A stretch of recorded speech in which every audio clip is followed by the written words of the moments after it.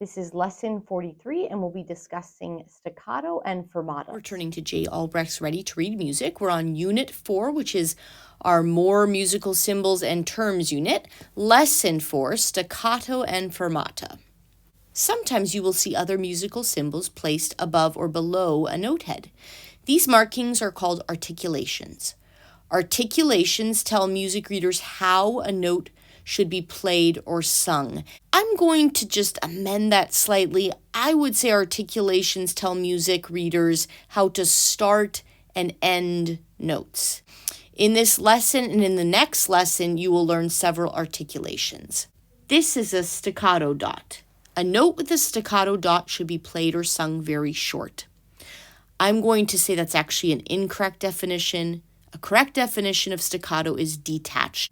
And this does end up meaning that instead of holding this note all the way through until the next note is supposed to begin and completely connecting this, we actually do steal just a little bit of time from this note to create a space here to detach those notes. That said, when we see a staccato marking, we do not need to think that we have to play that note very short. Very short might mean that we play the note only that long, and we have a giant space here, and then we play this note, which also has a staccato marking, very, very short as well. Sometimes that is how we want to interpret that, but sometimes it means that we just want to make sure it's not attached to the next note and that there's some amount of space between those notes. So this is actually something I talk about with my students quite a bit when we're first learning about staccato markings,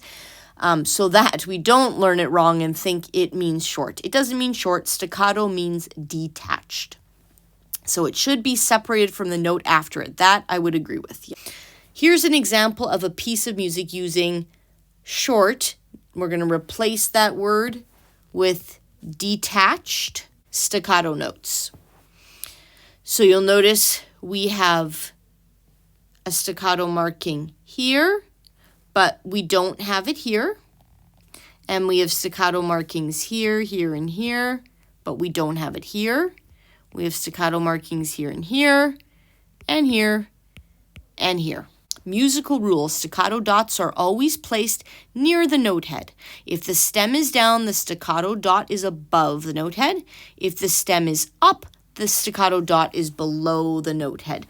So you wouldn't see a staccato dot down here underneath the stem is what he's getting at. You'll always see it just above or below the note head. So if your stem is going down, as in this case, you're going to see the dot right here above the note head. If your stem is going up, as it is here, you'll see the dot right below the note head.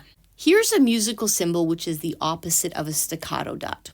I'm going to disagree a little bit again with Mr. Albrecht here in that the opposite of staccato is actually legato. So when we play staccato notes, we are playing detached notes. And when we play legato notes, we are playing smoothly or connected. So again, I don't completely agree with the definitions he's choosing here. I think he's trying to simplify this concept of short and long notes, but I'd prefer that we just learn the correct definition of it and not oversimplify it. Staccato means detached. This symbol that we're learning about is a fermata. And a fermata, in some senses, is not even an articulation marking. It's a timing marking. It's a marking that tells us something about what's supposed to happen to the pulse or beat or rhythm right there. A note with a fermata above it is held much longer than the note would normally be held. In fact, the beat or pulse of the music stops and doesn't start again until the performer stops holding the note with the fermata. The quarter note with the fermata, right here, is held much longer than a normal quarter note. The half note with the fermata is held much longer than a normal half note. And again, it's a very gray area. So it depends on the context, it depends on the piece or song, it depends on the performer to interpret what the appropriate length would be for a fermata. Generally, yep, they're held for pretty long, minimally one beat longer usually than the note value would be if it didn't have a fermata on it.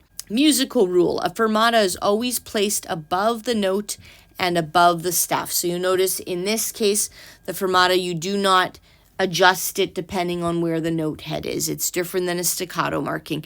So it really is a timing marking, if we want to think of it that way. It's not telling you really how to start and stop a note. It's telling you how long to hold it for. And it's basically saying hold it for longer. Worth noting is that we also often just call this fermata symbol a bird's eye, even in professional circles. That's often what we refer to it as. We all know it's called a fermata, but sometimes we just say that almost as a slang form or a shorthand for it, which is perfectly fine. Any musician will usually know what you're talking about if you talk about a bird's eye.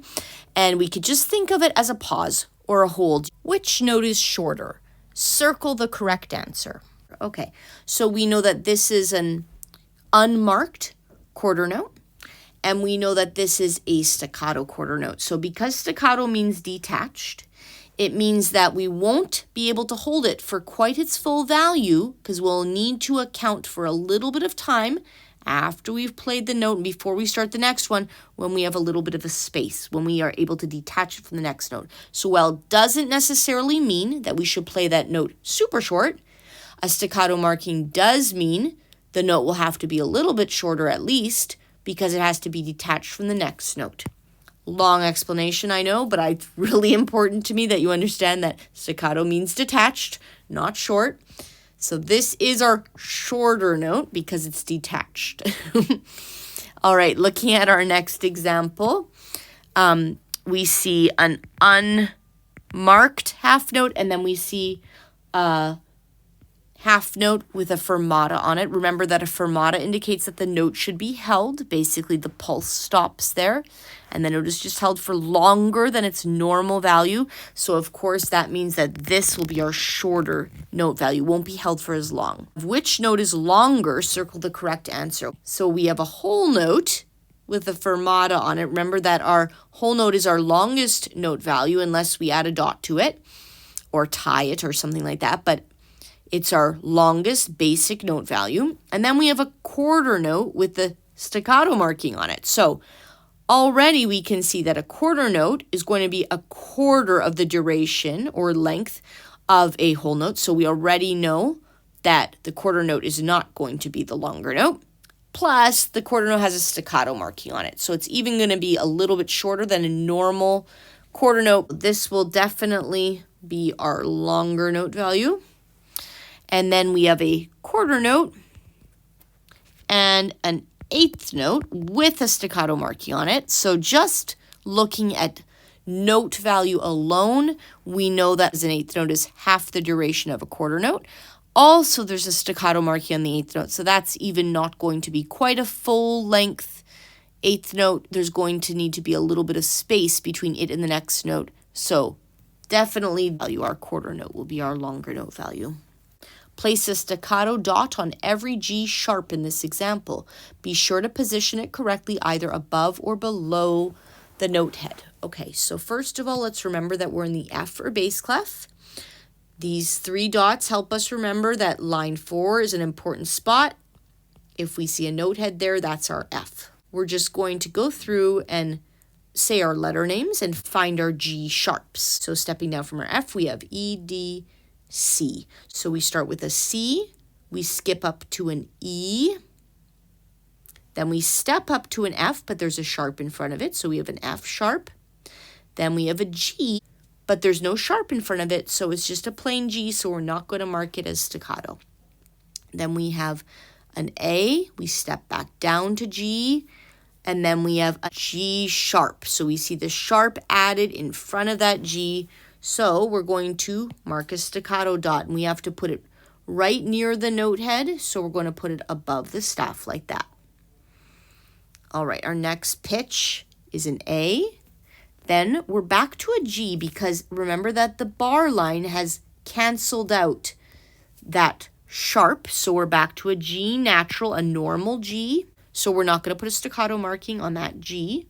They said only G sharps, but here we have another G sharp because there's a sharp in front of this note head, so we're going to put a staccato marking right above it. Then we have an A, And then we step down a little ways, so let's go backwards through our musical alphabet, G, F, E. Here's an E. Okay. We step backwards through our musical alphabet again, D, C. We have a C. Backwards through our musical alphabet again, B, A, G, and this is a G sharp. So yes, we need a staccato dot. We have to put it under the staff this time so it's close to the note head. Then we have an A. We skip down again. So we have A, G, F, E.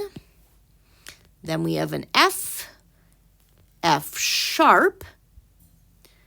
Then we have a G, not a G sharp though, so we don't need to put a staccato marking there. Then we step up, A, B, C, and that's our dotted quarter note, and then we step down to a B, back to a C. Place a fermata over every half note in this example. We're finding half notes which are open note heads with a stem. So the first one is right here, and we want to remember that the fermata marks always go above the staff. Our next half note is right here, and the fermata mark will go again above the staff, and it just means to hold that note for longer than its original value. And then we'll draw one more fermata mark right here above this half note.